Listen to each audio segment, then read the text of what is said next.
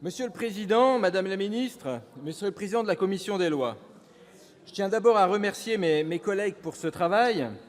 Depuis le début du siècle, les efforts pour améliorer la sécurité sur nos routes se multiplient pour épargner des vies humaines. Dans un contexte de recrudescence du nombre de tués sur nos routes, le Gouvernement a proposé un nouveau plan de renforcement de la sécurité routière. C'est ce plan gouvernemental que la mission sénatoriale dont nous débattons aujourd'hui s'est attachée à examiner. Une mesure phare, la réduction à 80 km/h de la limitation de vitesse sur les routes départementales, a particulièrement retenu l'attention de nos concitoyens et celle du Sénat. Cette mesure, décidée hâtivement et sans concertation avec les territoires, aura, à mon point de vue, surtout servi à créer un écran de fumée pour occulter la désastreuse politique gouvernementale. La réduction de la vitesse permettra certainement de sauver des vies et aura un aspect pédagogique, mais une démarche plus ciblée, en concertation avec les acteurs locaux, aurait été préférable et plus efficace. Beaucoup de nos concitoyens, en zone périurbaine, seraient heureux de pouvoir rouler à 80 km/h. Leur vitesse moyenne pour se rendre au travail est bien en dessous. Cette action sur la sécurité routière, en réduisant la vitesse, doit s'accompagner d'une véritable réflexion sur les mobilités.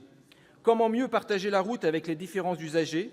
Comment réduire rapidement les émissions de CO2 et respecter nos engagements internationaux ? Des éléments que l'on retrouvera certainement dans la loi mobilité que l'on nous promet et dont nous n'avons pour l'instant que très peu d'éléments. Les questions de mobilité et de sécurité doivent être abordées de manière globale en tenant compte de tous les usagers. Car, et ce sera le cœur de mon intervention, je déplore que ni la mission sénatoriale ni le plan gouvernemental n'aient pris en compte sérieusement la sécurité sur nos routes de tous les usagers, et plus particulièrement des cyclistes. Pour être précis, la seule mesure du plan gouvernemental qui concerne le vélo n'est qu'une petite généralisation du savoir rouler, comme si les cyclistes usagers de la route, les plus fragiles, étaient responsables de leurs propres accidents mortels. J'entends déjà les murmures suggérant que cet enjeu est marginal, anodin, voire hors sujet, mais détrompez-vous. Mes chers collègues, l'usage de la route change. L'usage du vélo est en constante progression pour des raisons économiques, écologiques et sanitaires. De plus en plus de nos concitoyens remplacent la voiture par le vélo pour tout ou partie de leurs déplacements. Le déploiement du vélo électrique décuple ce phénomène. En effet, ce dernier permet d'effectuer des trajets de plusieurs dizaines de kilomètres sans trop d'efforts, et ce, quelle que soit la topographie. Même en zone rurale, même dans les montagnes du Trièves d'où je viens, le trajet domicile-travail à vélo n'est plus réservé aux athlètes. Pourtant, nos routes ne sont pas du tout adaptées à la pratique du vélo et demeurent dangereuses pour les cyclistes. On rappellera que les 2 tiers des cyclistes tués sur la route le sont en dehors des agglomérations. Tandis que le nombre de morts sur la route ne cesse de diminuer, grâce aux efforts des 30 dernières années, celui des cyclistes ne cesse d'augmenter. On compte ainsi une croissance alarmante de 8,6% pour l'année 2016. Cherchez l'erreur. Dès lors, l'on regrette d'autant plus le manque criant de prise en compte des cyclistes dans les politiques de sécurité routière que nous examinons aujourd'hui.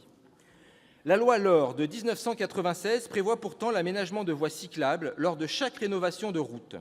Je déplore que cette loi soit si souvent contournée par les collectivités ou appliquée dans sa version minimale, en dessinant une simple bande cyclable sur la droite de la chaussée. Notons qu'une bande cyclable sans séparateur est contre-productive car elle élargit la chaussée et invite l'automobiliste à rouler plus vite au détriment de la sécurité des cyclistes qui l'empruntent. 22 ans après, tant pour des raisons écologiques que des raisons de sécurité, il faut renforcer la rédaction de la loi LOR et imposer des aménagements cyclables dignes de ce nom, voire même la création d'autoroutes à vélo, ou plutôt véloroutes, comme au Danemark, en Allemagne ou aux Pays-Bas. D'autre part, le plan gouvernemental n'aborde pas la question des investissements sur les réseaux routiers. Il est dommageable de dissocier les problématiques de sécurité routière de celles de la qualité des infrastructures. Il ne fait pas de doute qu'une chaussée dégradée est un facteur d'insécurité, comme l'est une voie ferrée endommagée. Le Gouvernement nous renverra à sa future loi de programmation des infrastructures, limitant la portée de ce nouveau plan.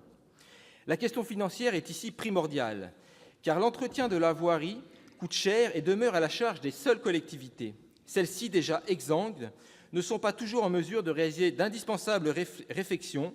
Il est donc nécessaire de les épauler. Cela passe par la mise à contribution, pourquoi pas via une écotaxe, des usagers de la route, en particulier les poids lourds, qui polluent l'air et dégradent nos infrastructures. Car c'est un paradoxe dont nous avons débattu largement la semaine dernière. Si l'entretien du réseau ferré est à la charge de la seule SNCF, via la redevance des péages, l'entretien du réseau routier est à la charge de l'ensemble des contribuables, sans que cela pose de questions. Dans les deux cas, c'est sur un financement mixte qu'il faut s'appuyer pour dégager une marge financière suffisante. Pour revenir à des sujets relevant du ministère de l'intérieur et ne demandant pas de lourds investissements, le Gouvernement peut tout de même prendre des mesures pour améliorer la sécurité des cyclistes. Par exemple, nous pourrions imposer aux constructeurs d'abonder un fonds de formation continue des conducteurs dont le permis a plus de 5 ans. Par cela, nous pourrions sensibiliser les conducteurs à la sécurité des cyclistes.